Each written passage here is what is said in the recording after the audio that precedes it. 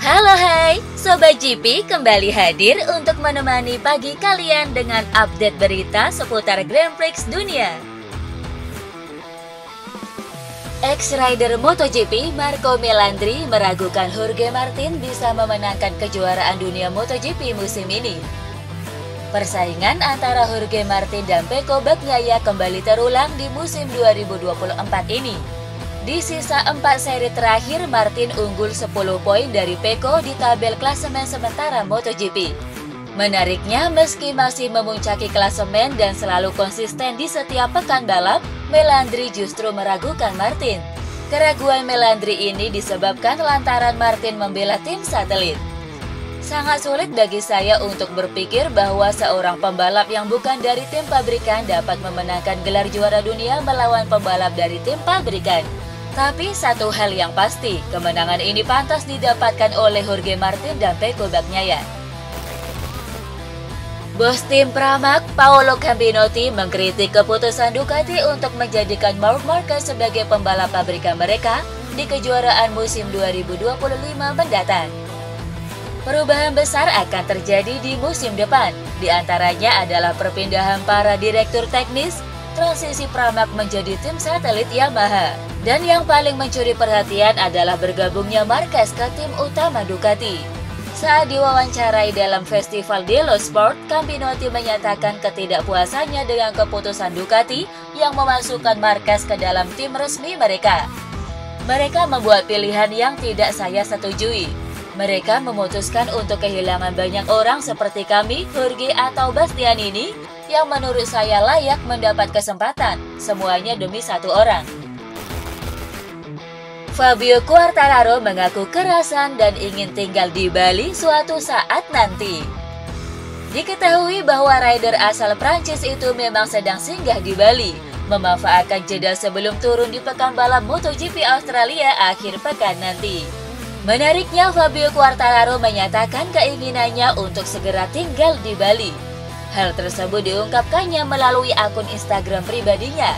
Ya, rider berjuluk El Diablo itu terpesona dengan keindahan alam di Pulau Dewata. Selain itu, keramahan warga juga menjadi salah satu alasan utama kenapa ia betah berada di Bali. Miguel Oliveira membicarakan momen comeback-nya usai mengalami crash parah di MotoGP Mandalika 2024.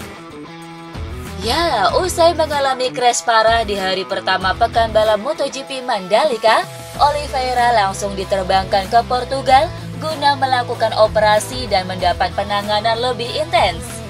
Di ajang World Superbike Estoril akhir pekan lalu, rider asal Portugal itu pun sudah terlihat.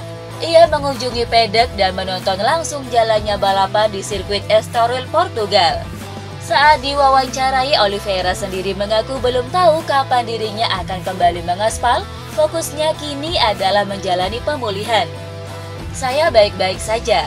Kami memulai fisioterapi minggu ini dan memanfaatkan minggu pertama untuk sebisa mungkin tidak menggerakkan lengan saya, dan sekarang saya sudah bisa bersepeda. Tujuan saya adalah sesegera mungkin kembali, tetapi masih terlalu dini untuk mengatakan kapan saya akan kembali. Jadi setidaknya pada balapan terakhir di Valencia saya ingin berada di sana. Produsen rem asal Italia, Brembo, resmi mengumumkan pihaknya telah mengakuisisi sepenuhnya Öhlins Racing. Sebagaimana diketahui, Öhlins dan Brembo merupakan pabrikan yang sangat penting di MotoGP. Öhlins berperan sebagai pemasok suspensi, sementara Brembo bertanggung jawab soal pengereman.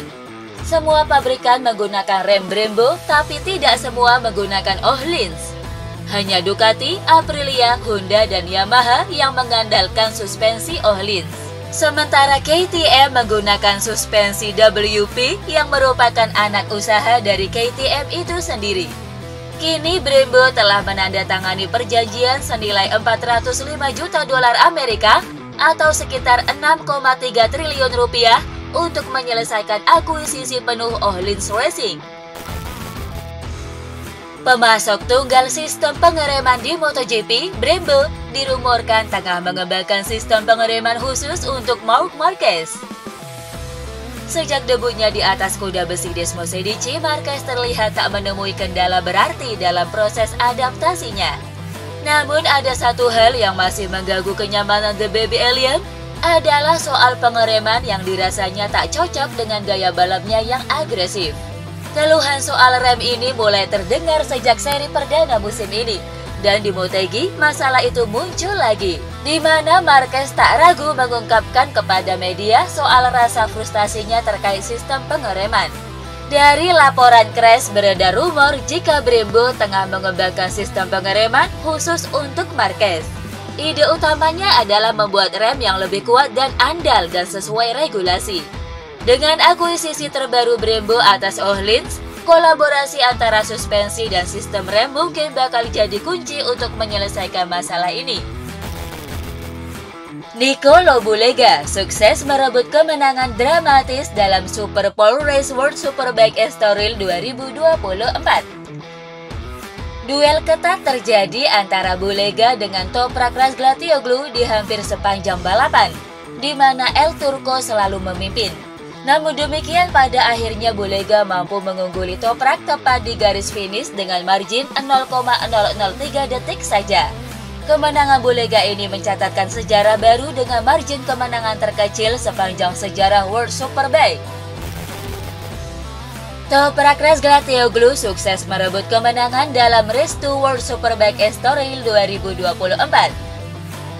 Pembalap asal Turki ini diikuti oleh duet pembalap Aruba.it Racing Ducati, Nico Lobulega di posisi kedua dan Alvaro Bautista di posisi ketiga.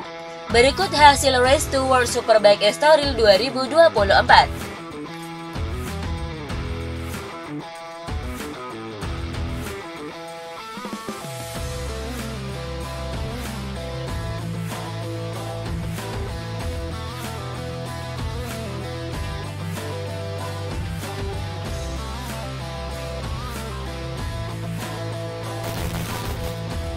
Mick Schumacher dikabarkan muncul sebagai kandidat terakhir untuk mendapatkan kursi di tim Sauber milik Audi. Sebagaimana diketahui, setelah kehilangan kursinya di Haas pada akhir tahun 2022, pembalap Jerman itu telah bertindak sebagai pembalap cadangan Mercedes selama 2 musim terakhir. Baru-baru ini terungkap bahwa kepala baru Audi, Mattia Binotto, kini telah memasukkannya ke dalam radar untuk tahun 2025. Ya, tim milik Audi tersebut masih mencari rekan setim untuk Nico Hülkenberg, dan sebelumnya tampak bahwa pilihan mereka jatuh kepada Valtteri Bottas atau calon terdepan di Formula 2 Gabriel Bortoleto. Bos Ferrari, Fred Vasseur, menilai fakta bahwa Lewis Hamilton bergabung dari Mercedes, menegaskan bahwa timnya menuju ke arah yang benar. Meskipun telah memiliki kesepakatan untuk musim depan, Hamilton memilih untuk memutus kontraknya dengan Silver Arrow demi memaksakan kepindahannya ke Ferrari pada tahun 2025. Kepindahan tersebut tentu mengguncang Formula One dan Mercedes. Akan tetapi bagi Vasseur yang sebelumnya bekerja dengan Hamilton di GP2 dan Formula 3 Euro Series, mengatakan bahwa dia tahu juara dunia 7 kali itu selalu berambisi untuk bergabung ke Ferrari. Jika dia memilih untuk bergabung ke Ferrari, itu menegaskan kepada saya bahwa kami dapat memiliki mobil yang tepat. Ini adalah tujuan akhir. Pembalap seperti Lewis tidak datang kepada kami untuk berlibur, dan dari sisi saya pikir kami berada di jalur yang tepat dalam hal performa.